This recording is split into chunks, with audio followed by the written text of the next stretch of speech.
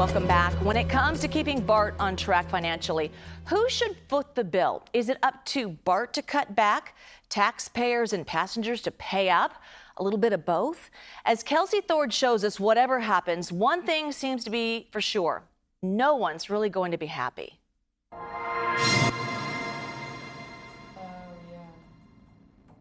Deborah Allen is one of 9 people on BART's board of directors. She represents District 1, which includes the 4 BART stations from Lafayette to Concord in central Contra Costa County. Before getting elected to the board in 2016, Deborah worked for decades as an accountant and financial officer.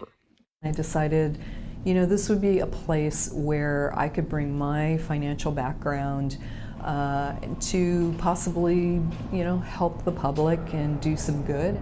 But when Deborah got into office, she says she quickly realized BART's finances were in trouble. If you look at the numbers for the operating costs and spending since the pandemic, it has consistently, for the most part, risen every year.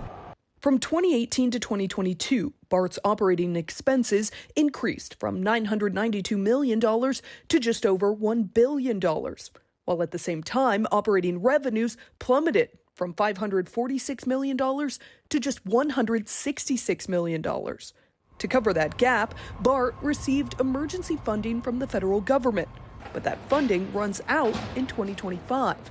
And with ridership still below half of what it was pre-pandemic, BART needs to come up with a new source of funding fast or risk significant cuts to services.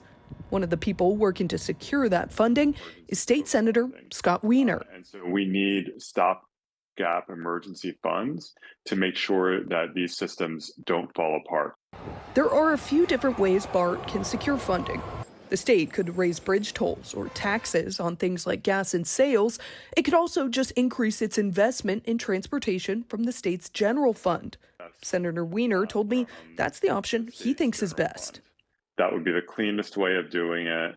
It makes sense for the state to step in and do it. But it's unclear how realistic that option is. BART says it will need around $300 million a year starting in 2025 just to stay afloat. And it comes at a time when the state is dealing with its own budget deficit. That's why Senator Wiener is also the author of a bill that looks to increase bridge tolls to fund BART. And we also have ideas about how to make sure that commuters who are really commuting every day on the bridges are not harmed. BART itself is also working to get a voter initiative on the 2026 ballot that would raise taxes to fund the system. The hope is that one or a combination of these different ideas will work to get BART back above water. However, public polling from an organization called Joint Venture Silicon Valley suggests securing any of those funding options may not be that easy. Russell Hancock is the president and CEO of Joint Venture. Specifically, we asked about our region's struggling rail systems, BART and Caltrain, and we learned some interesting things. According to Joint Venture's poll, 57% of respondents said commuter rail needs to keep going even if it costs taxpayers more money. But when asked where that money should come from, the same percentage of people, 57%, disliked all of the available options, including raising fares, bridge tolls, and taxes. Angel Sembrano has been riding BART to work every day for the past 25 years.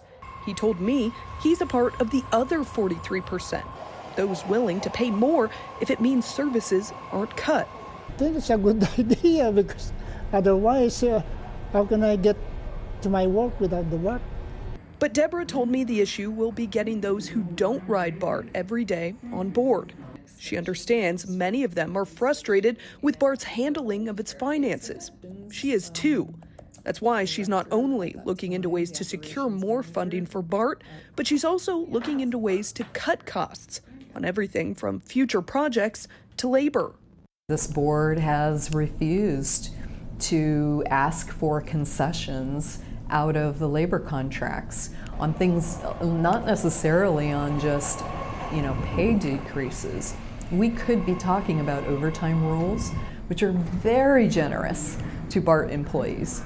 But union leaders say even if they wanted to, renegotiating the labor contract wouldn't solve the funding problem.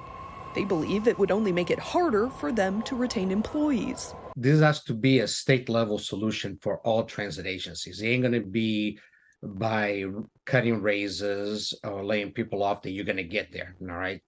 Deborah told me she knows BART can't just cut costs to get out of its deficit. Her hope is to find a balance of both cutting costs and securing additional funding. Perhaps if 80 million of cuts can be found in an annual budget, now we're only looking for 120 million per year of revenue, and that might be more palatable to taxpayers, to bridge toll payers, or to even state and local governments. Deborah told me she believes the more people see BART trying to rein in its spending, the more willing they may be to support future funding of the system and help BART avoid its looming fiscal cliff.